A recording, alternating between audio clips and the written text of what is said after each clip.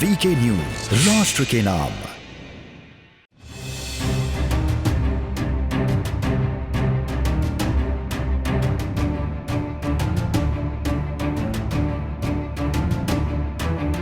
कट्टरपंथियों की जमात ने पूरे देश में बवाल मचा रखा है। कभी लव जिहाद तो कभी धर्मांतरण का गंदा खेल, और ये खेल देश के कोने कोने में चल रहा है। ऐसे में यूपी प्रशासन सख्त हुआ और यूपी एटीएस ने एक बड़े धर्मांतरण गैंग की पोल खोल दी। इसके बाद जिस बात का शक था वो सही निकला।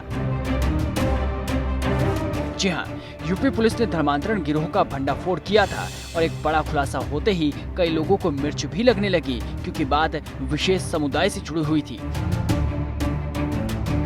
जब गिरफ्तारी हुई तो पुलिस ये भी जांच कर रही थी कि आखिर इतना पैसा कहां से आता है, इनके आका कहां पर बैठे हुए हैं और ये सब कैसे चल रहा था।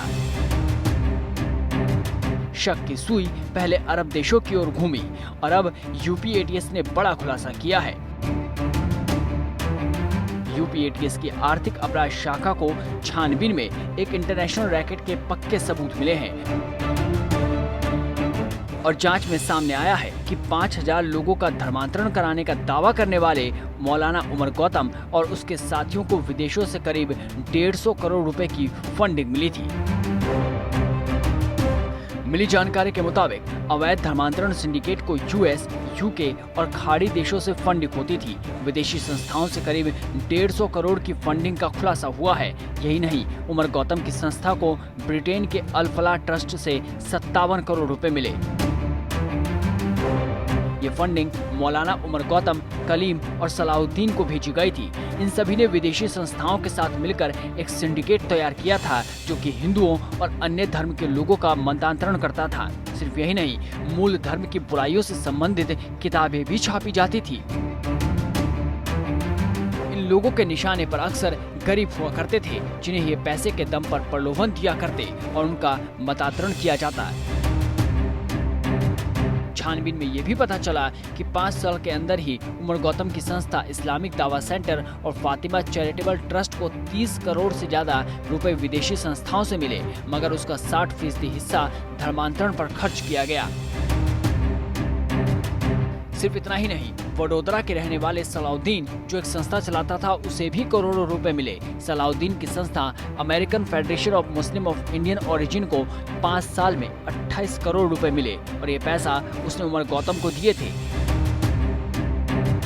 इसके अलावा 22 करोड़ रुपए कलीम की संस्था अल हसन एजुकेशनल सोसाइटी को भेजे गए। इतना पैसा दुबई, तुर्की और अमेरिकी संस्थाओं की तरफ से भेजे गए थे। इसके अलावा महाराष्ट्र के प्रकाश कावड़े उर्फ एडम और उसके सहयोगियों को ब्रिटेन की एक संस्था से 57 करोड़ रुपए अवैध धर्मांतरण को बढ़ाने के लिए मिले थे। एटीएस ने चार्जशीट में बताया कि आरोपी अवैध धर्मांतरण कराने के लिए गिरोह का संचालन कर रहे थे।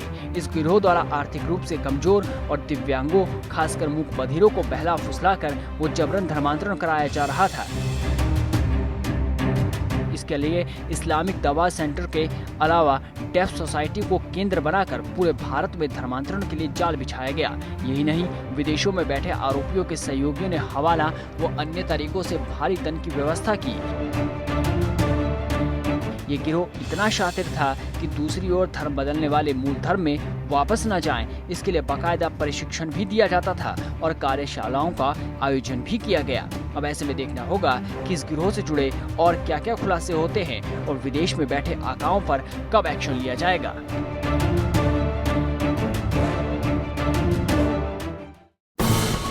ये है ड्रीम मीडिया नेटवर्क